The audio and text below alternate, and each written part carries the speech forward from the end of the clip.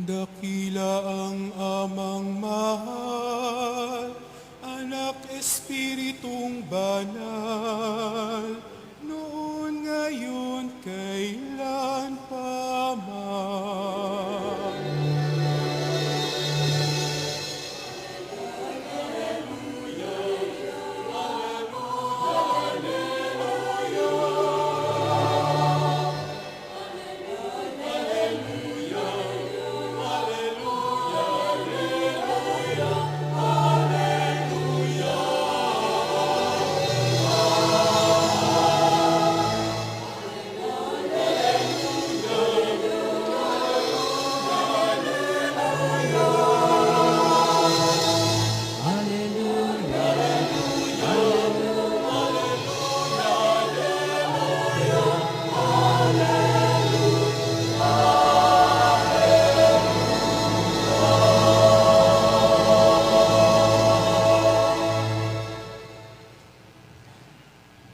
Sumainyo ang Panginoon. At sumaiyo rin. Ang mabuting balita ng Panginoon ayon kay San Juan. Papuri sa iyo, Panginoon.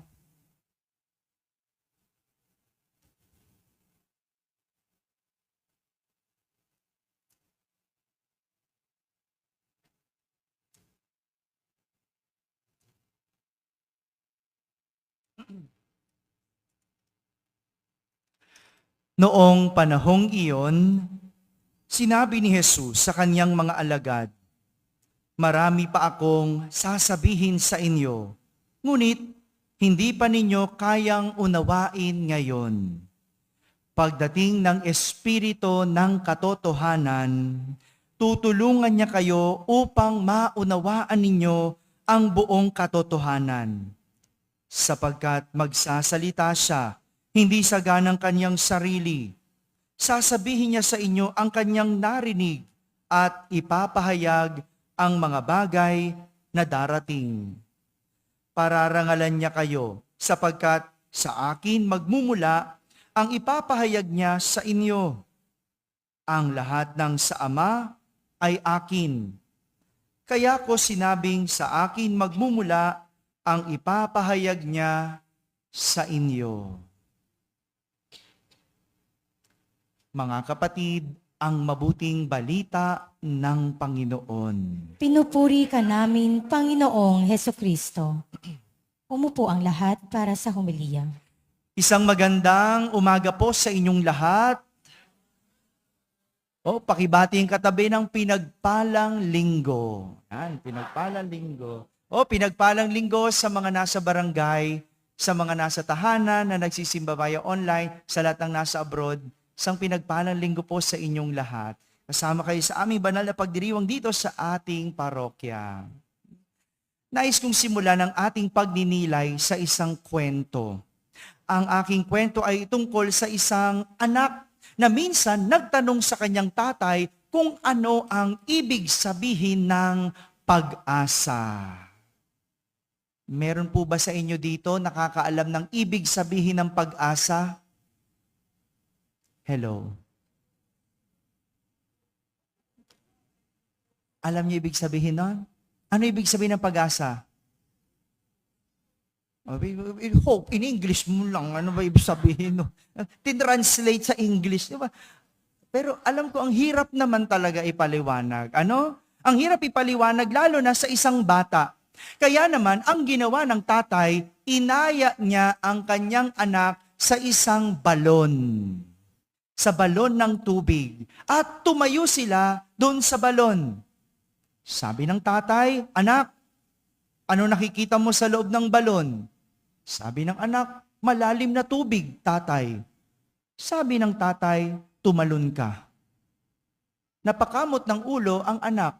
Sabay sabing, "Tay naman, alam mong hindi ako marunong lumangoy. Patatalunin mo ako dyan." Ngunit hindi pa tapos magsalita ang bata, itinulak ng tatay ang anak sa balon. Ano nangyari sa bata? O hindi pa? Hindi ka, di ba hindi naman agad nalulunod? Ano nangyari? Ano gagawin? magkakawag ka muna, no? Si Makmak lang yung nalunod agad nung tumalon. Nakaka-relate yung iba kasi nag-outing kami, no? Hello, Makmak. Tumalon, nalunod agad, no? Nakainom kasi. Pero yung bata hindi naman nakainom, no? Ano mangyayari kapag nasa tama kang wisyo, pag tumalon ka, di ka pa agad malulunod. Kahit di ka marunong lumangoy, anong gagawin mo? Kakawag ka, di ba? Di ba gano'n naman yung tao?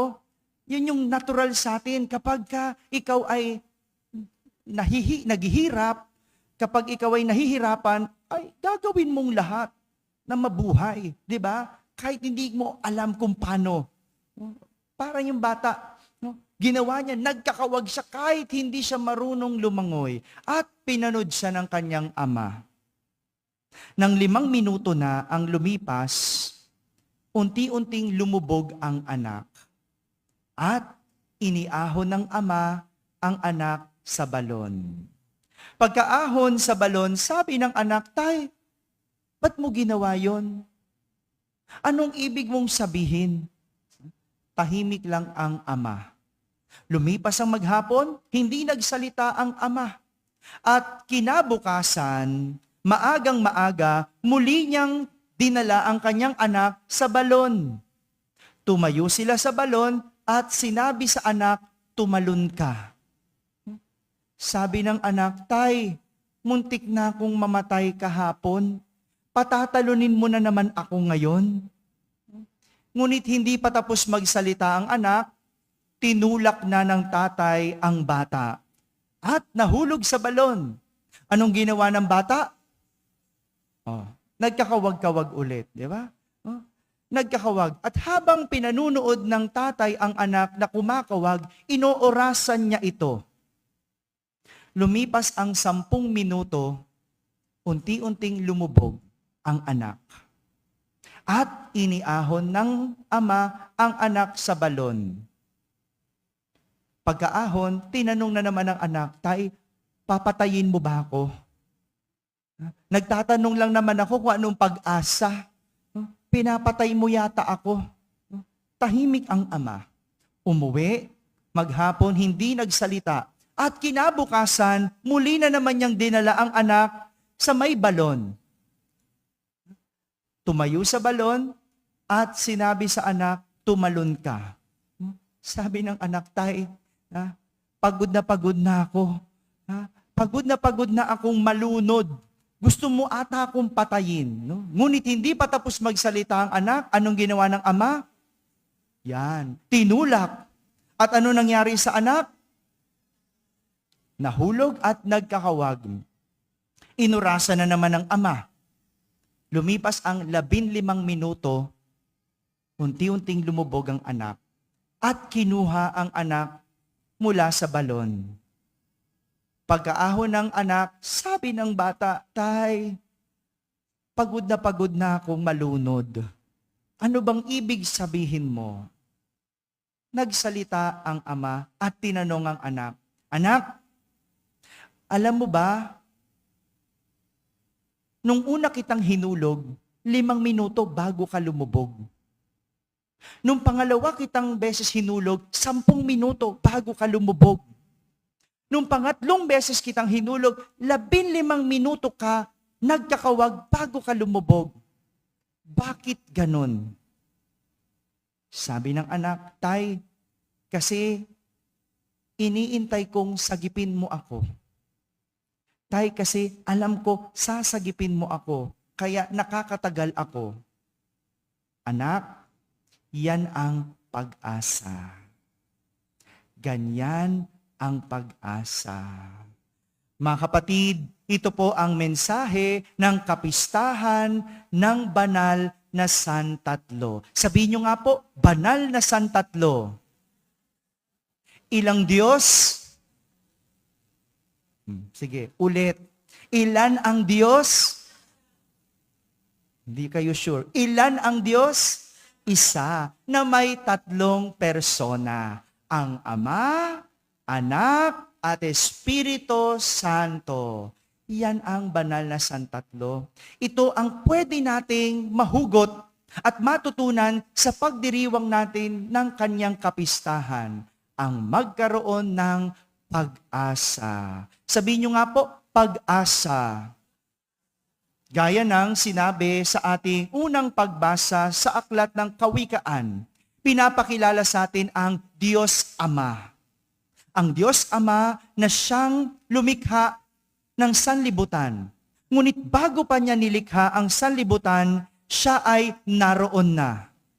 Sinong nauna? Hello? Uy, kakasabi ko lang. Yung Diyos Ama, ito naman mga to, nililito ko lang kayo, bilis niyong malito, di ba? Naroon na siya, bago pa ang sanlibutan. Kasi siya ang may likha, sa kanya nagmula. Ibig sabihin, bago pang lahat, umiiral na ang Diyos Ama. Sa kanya nagmula, sa kanya galing. At dahil doon, alam niya ang lahat ng bagay. Siya ang nakakaalam sa lahat. Hindi ba ganoon? Kapag ikaw ay may sakit, halimbawa, meron kang cancer, di ba? Kanino ka humihingi ng payo? Sa nakakaalam, di ba? Sino yung mga nakakaalam? Doktor, isa. Sino pa? Yung mga nagkaroon din ng cancer, yung mga nakasurvive sa cancer, tama? Di ba? Tatanungin mo, saan ka nagpa-chemo? Paano mo na-survive, di ba? Kasi nauna na siya. Nalaman na niya. Hindi ba ganoon? At hindi ba ganyan ang pag-asa?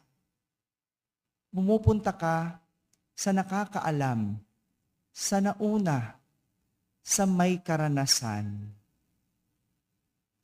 Samantala, si Jesus naman ang ibinibida sa atin ng ikalawang pagbasa. Sabi sa ikalawang pagbasa, dahil sa paghihirap ni Jesus na nauwi sa kamatayan, pero nagtapos ang lahat sa pagkabuhay. Sa pananampalataya kay Jesus, tayo rin nakakaranas ng katulad ng kay Jesus. Tayo rin minsan nagpapakasakit, o minsan may sakit, o may mga sakit. Tayo rin naghihirap o maaring pinahihirapan. Tayo rin nasasaktan at akala natin tayo ay namamatay. 'Di ba? Meron akong kaibigan, hiniwalayan ng boyfriend, iyak ng iyak. Kala mo mamamatay na. Sabi ko, hindi ka pa mamamatay. Bumangon ka dyan. Buhay ka pa. Huwag mo sayangin luha mo sa lalaki. Minsan ganun Yung akala mo ang sakit-sakit na para kang mamamatay, ang magandang paalala sa atin, si Jesus. Nagpakasakit, namatay, pero ang katapusan, pagkabuhay. Kaya kung ikaw ay may sakit, kung ikaw ay nahihirapan, kung ikaw ay feeling mo mamamatay, sabihin mo, may buhay pa. Buhay ka pa. Kaya nga ang sinasabi sa atin ni San Pablo sa ating ikalawang pagbasa, magtiyaga. Magtiyaga. Dahil ang pagtitiyaga nagbubunga ng katatagan. At ang katatagan nagbubunga ng pag-asa. Yan yung sabi ni San Pablo. Kaya magandang paalala sa atin si Jesus. Kung ikaw ay may pinapasang krus, ang paalala, may buhay pa. Hindi naman talaga natin nauunawaan ang nangyayari, lalo na kapag tayo'y nahihirapan. Hindi natin natatanaw ang katapusan at hindi natin naiintindihan kung ano ang magiging kahihinatnan.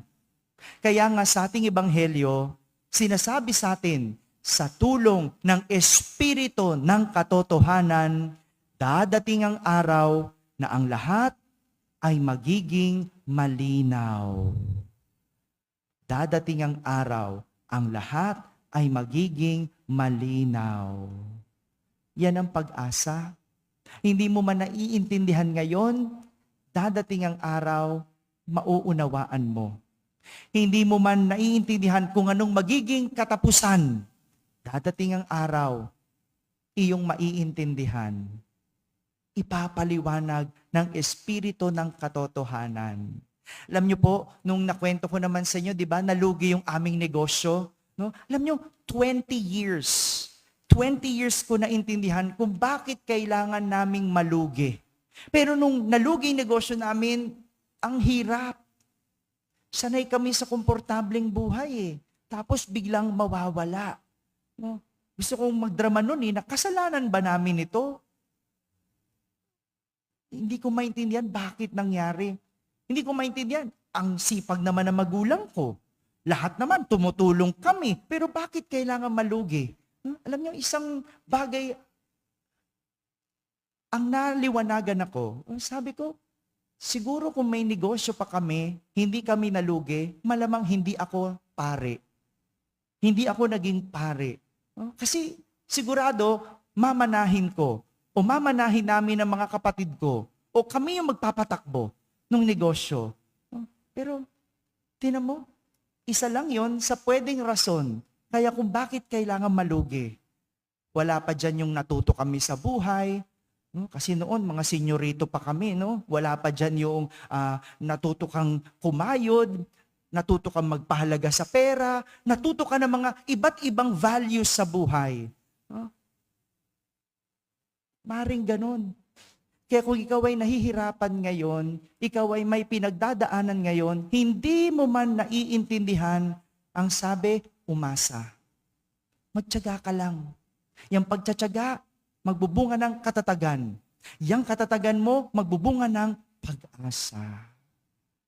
Ngayong araw na ito, pinagdiriwang natin ang Father's Day. Mga tatay, taas nga ang kamay. Yan, mga tatay, kayo po ang pag-asa ng pamilya. Hello, totoo ba yon? Ha? Kayo ang haligi ng pamilya. Kayo ang sasandalan ng pamilya. Kayo ang aasahan. Hindi lang para buhayin ng pamilya, kundi para suportahan ng pamilya.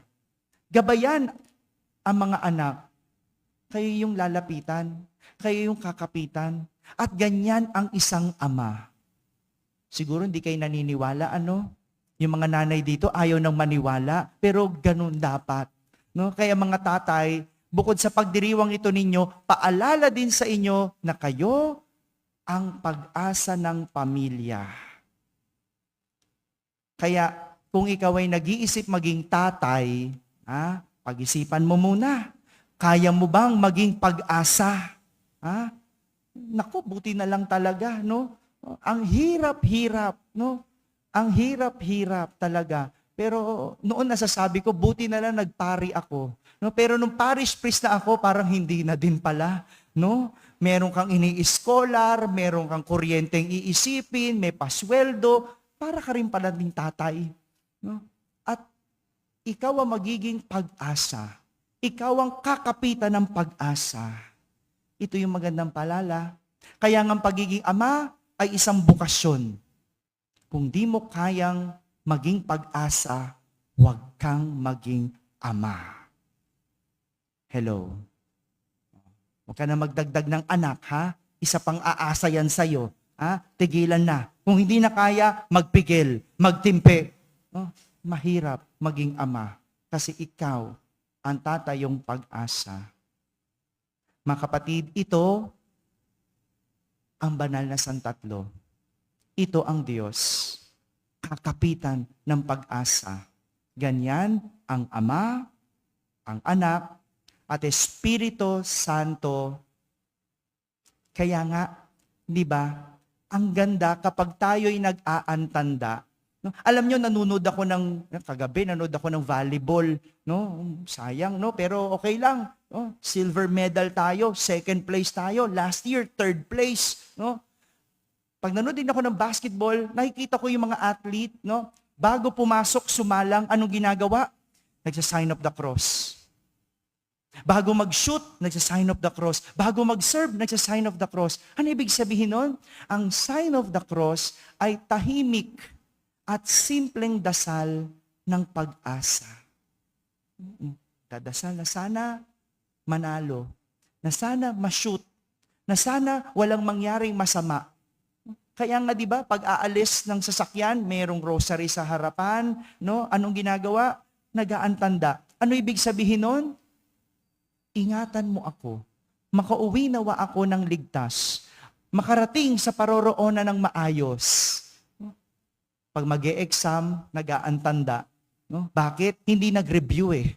No? Mag-antanda na lang, no? Dadamihan na lang ng dadamihan. At umaasa na, Lord, makita ko ang sagot. Makita ko ang sagot, sabay tingin sa katabi. No? Hindi ganon. No? Yan yung mga, di ba, tahimik natin at simpleng dasal ng pag-asa. Kaya kung ikaw ay nahihirapan, mag-antanda.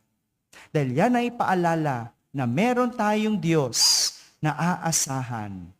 Ang Diyos Ama, Anak, at Espiritu Santo. Amen.